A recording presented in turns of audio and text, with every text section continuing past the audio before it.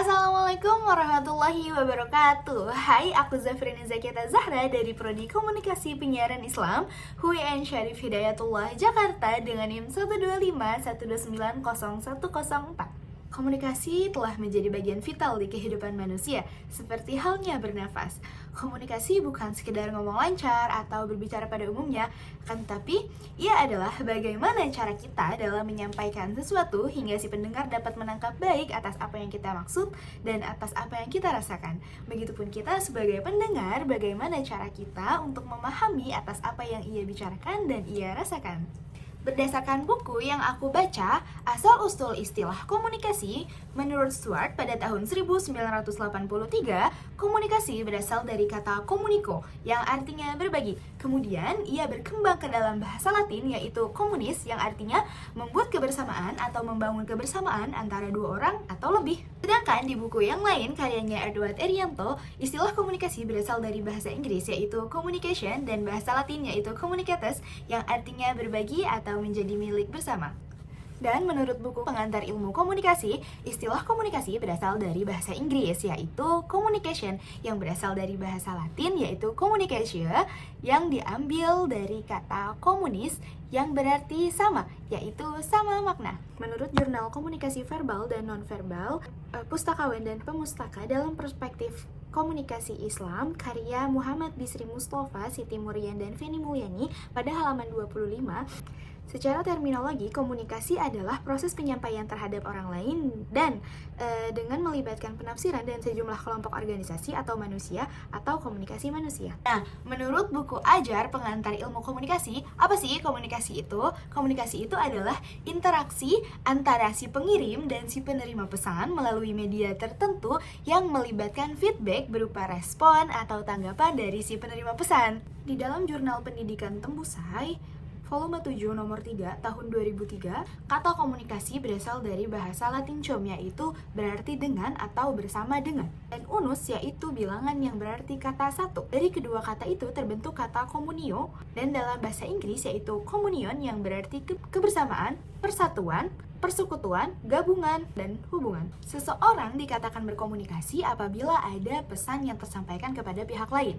Tujuan adanya berkomunikasi agar terjadi pemahaman bersama atau saling memahami satu sama lain. Komunikasi itu fundamental. Menurut pakar psikologi komunikasi Paul Watzlawick pada tahun 1921 sampai 2007, ia mengatakan, "We cannot communication, kita tidak bisa bila tidak berkomunikasi." Itu berarti komunikasi telah menjadi kebutuhan dasar bagi manusia. Bahkan menurut sebuah penelitian Tubbs and Moss pada tahun 2003, ia mengatakan bahwa 75% dari kehidupan kita itu adalah komunikasi. Manfaat komunikasi efektif berdasarkan Jurnal Ilmu Komunikasi volume 4 nomor 4 dengan judul Peran Komunikasi Efektif dalam Kehidupan Sehari-hari, yakni membangun hubungan yang baik, mengurangi kesalahpahaman dan konflik, meningkatkan kerjasama dan kepercayaan, dan mencapai tujuan bersama. Menurut Jurnal Penelitian Ilmu-Ilmu Sosial volume 1 nomor 5 tahun 2023, peran komunikasi yang efektif sebagai kunci menuju kesuksesan seorang putri juniawan, karya Raihani Nur Zahra dan Nina Yuliana, di halaman 169, komunikasi interpersonal yang efektif adalah salah satu komponen kunci untuk mencapai kesuksesan pribadi dan profesional. Kemampuan untuk berkomunikasi dengan orang lain adalah faktor yang sangat penting dalam berbagai aspek kehidupan, termasuk karir, hubungan sosial, dan perkembangan pribadi.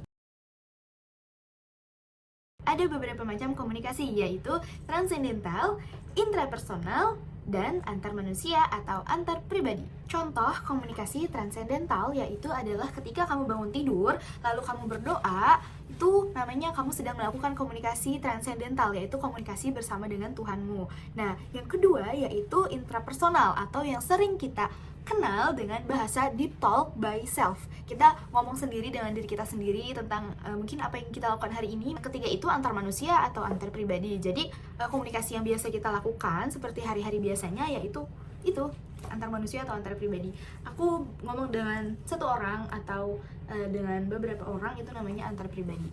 Dalam buku referensi dasar komunikasi Halaman 57-59, komunikasi itu tidak hanya dengan suara, namun ada 5 jenis saluran komunikasi, yaitu komunikasi verbal, yaitu komunikasi yang menggunakan kata-kata lisan maupun tulisan. Yang kedua adalah komunikasi nonverbal, yaitu komunikasi dengan menggunakan gestur atau isyarat. Yang ketiga adalah komunikasi tertulis, yaitu contohnya menggunakan surat. Yang keempat adalah komunikasi melalui media, yaitu yang menggunakan platform media. Yang kelima yaitu komunikasi fisik atau komunikasi yang bersentuhan langsung, seperti contohnya menggunakan gestur atau sentuhan kontak mata atau sentuhan fisik dengan yang lainnya.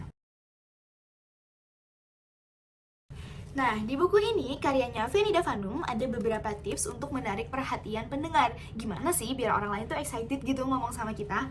Nah, yang pertama, tunjukkan antusiasme kalian.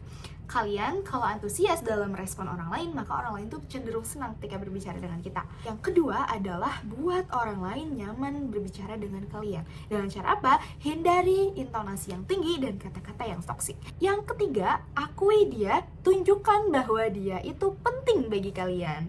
Nah, beberapa tips yang udah aku rangkum tadi itu adalah kunci utama dalam berkomunikasi dalam sebuah keberhasilan suatu hubungan yang akan maupun yang sedang terjalin.